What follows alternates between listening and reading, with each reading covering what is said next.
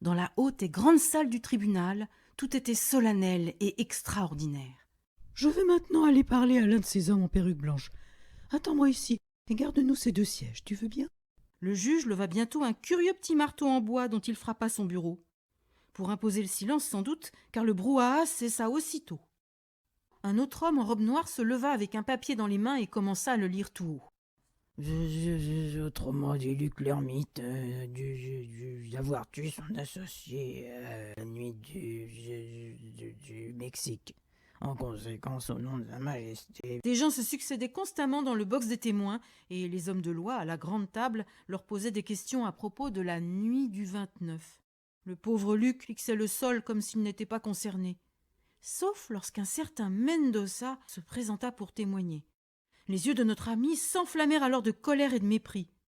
C'était ce témoin qui avait guidé la police mexicaine jusqu'à la mine après le meurtre de Bill Barbe-Bleue. « Il ment.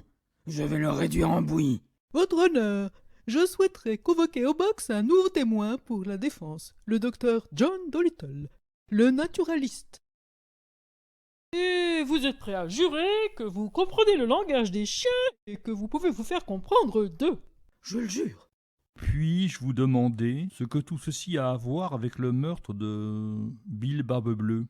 Ceci, votre honneur, il y a ici un bulldog qui fut le seul témoin du meurtre.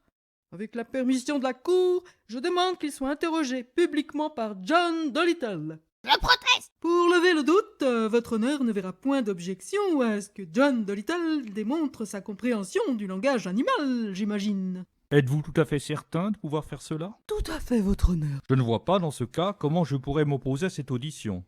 Mais n'essayez pas de ridiculiser cette cour où il vous en cuira. C'est un scandale. À quel animal votre honneur désire-t-il que je m'adresse ? À mon chien. Voudriez-vous lui demander, s'il vous plaît, de vous dire ce que j'ai mangé au dîner hier soir ?